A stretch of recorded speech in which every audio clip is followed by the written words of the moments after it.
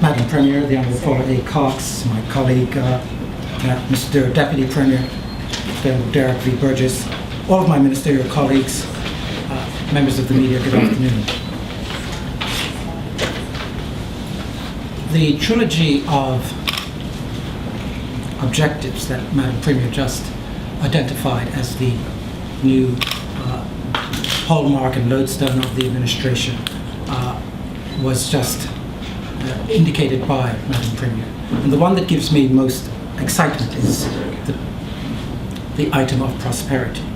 And it is in connection with the very exciting addition and alignment of corrections to the Ministry of Justice that attends to the whole level of prosperity for those persons who have been hitting the criminal justice system and correction system, and the role that I will now have to make them into more prosperous members of our society.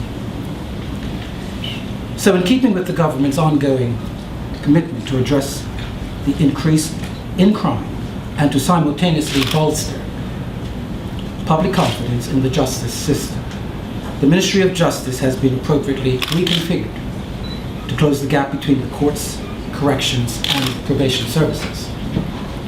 Thus, the Ministry will now assume responsibility for the Department of Corrections, the Department of Court Services, Alternatives to Incarceration, and the Department of National Drug Control, in addition to our existing and traditional responsibilities. The collaboration of these departments will fulfill the expanded Ministry of Justice mandate to strike the appropriate balance between the administration of justice and effective rehabilitation, so that offenders can be properly assisted to re-enter society as productive and positive citizens.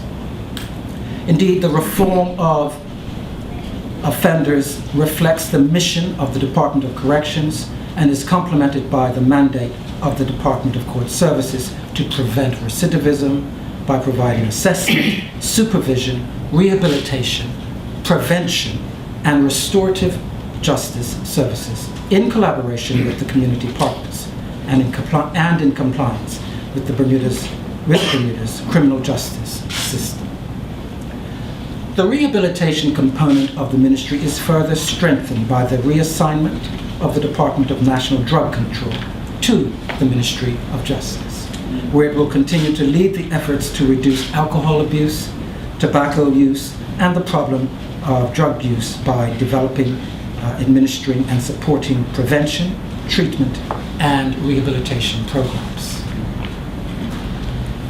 I am pleased, therefore, today to introduce the new face of justice, which will not only ensure that the antisocial and criminal behavior is deterred by effective enforcement measures, but will acknowledge the crucial responsibility of both the ministry and its community partners to ensure the fair and proper administration of justice, while simultaneously adopting a collaborative and proactive approach to preventing the entry of persons into the criminal justice system and to facilitating the successful implementation of treatment and rehabilitation programs to effect the reform of offenders. Thank you.